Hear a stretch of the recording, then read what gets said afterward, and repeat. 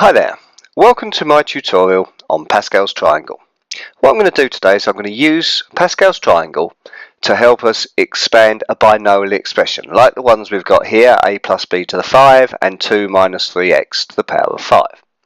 But first of all, we're going to look at how Pascal's triangle is actually built up and where it really comes from.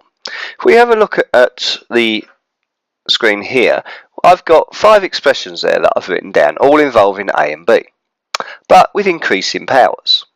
Now if we have a look at this, the first term here, a plus b to the 0, anything raised to the power of 0 is going to be 1. So this first expression here expands to just give us 1, which relates to the 1 in Pascal's triangle. The second expansion here, a plus b to the 1, anything raised to the 1 is just itself. So this one becomes 1a plus 1b.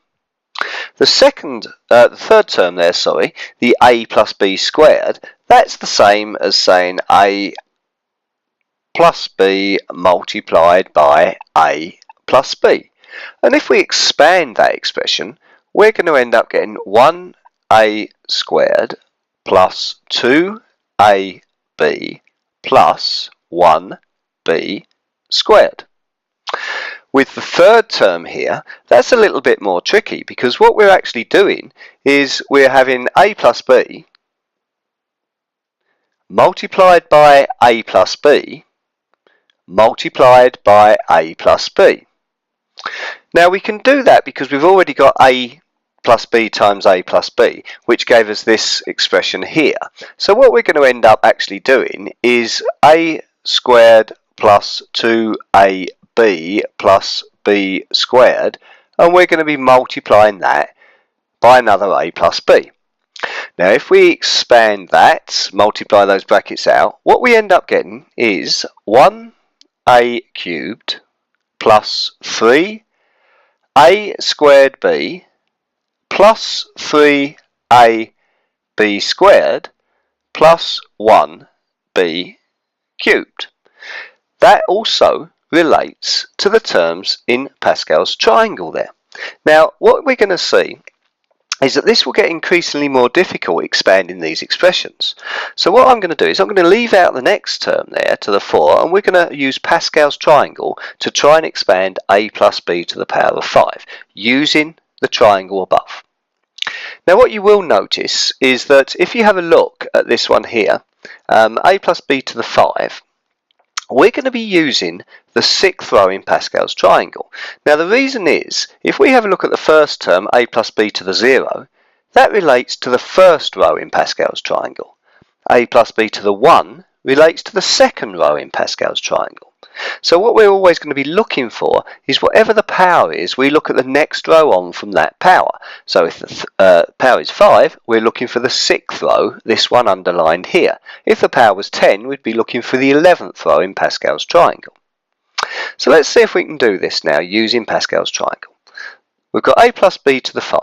Okay, to start off then, we're using the first term in Pascal's triangle, which is 1.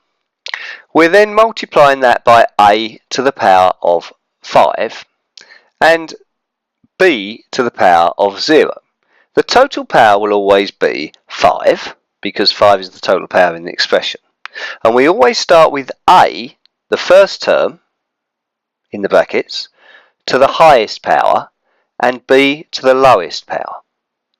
What happens then is we add that to the second term in Pascal's triangle, which is the 5. The a power though goes down by 1, but the b power goes up by 1. The next term, Pascal's triangle states it's 10. The a power again goes down by 1, and the b power goes up by 1. Next time we have 10 again, because there's another 10 in Pascal's triangle. The a power again goes down by 1, the b power goes up by 1. Then we're moving on to 5 in Pascal's triangle. The a power goes down to 1, the b power now goes up to b to the 4. And then finally, we've got 1 in Pascal's triangle. A power goes down to 0, but the b power is going to go up to 5. If we simplify that, we end up with just a to the 5, because of course b to the 0 is 1, plus 5a to the 4 b, because b to the 1 is just b, plus 10a to the 3 b squared, plus 10a to the 2 b cubed, plus 5a b to the 4, and finally we're just left with b to the 5, because obviously a to the 0 is 1. So that's our expansion. There's 6 terms in it, but it's a lot simpler to do it that way than multiplying out these brackets all these times. So let's now have a look at a more complicated one.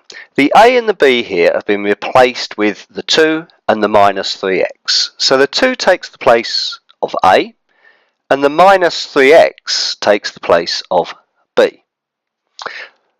Let's slowly go through this. So using Pascal's triangle, the 6th row, remember, because it's a power of 5, we're going to have 1 times 2 to the power of 5, because the a term is 2, and that's always raised to the highest power. And then we've got minus 3x to the power of 0. It's our first term. The second term, we've got to do, well, we're adding 5 times, now we've got 2 to the power of 4, because the power goes down by 1, multiplied by minus 3x to the power of 1 this time. The next term, Pascal's triangle states we've got the 10, so it's 10 times 2, power goes down by 1, but the b term, power, goes up by 1. I'm going to move on to the next line here. So now we've got plus 10 again, 2 to the power of 2, power goes down by 1, negative 3x to the power of 3, power going up by 1. Then we've got, moving on to the 5, so we've got 5 times 2, power goes down by 1, negative 3x, the power now goes up to 4, and then finally we've got 1 times 2 to the 0, negative 3x to the power of 5. All that's left to do now is simplify these terms, tidy it up a little bit. So what we're going to have now is, for our first one, we're going to have 2 to the power of 5 and minus 3x to the 0, which is 1. 2 to the power of 5 just gives us 32.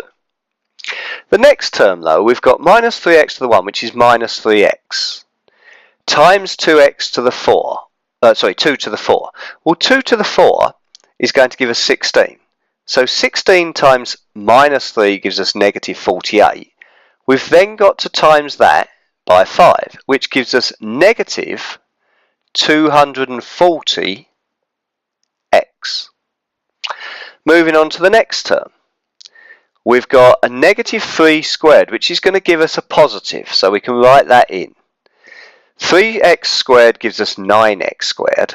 The 2 to the 3 gives us 8. 8 times 9 gives us 72, times the 10 gives us 720x squared. Now moving on to the next term, we've got minus 3x cubed, which gives us negative 27x. So I need a negative here. Negative 27x cubed times 2 to the 4, or 2 to the 2, so it gives us 4. 4 times negative 27x cubed gives us negative 108x cubed, times the 10 gives us negative 1080x cubed.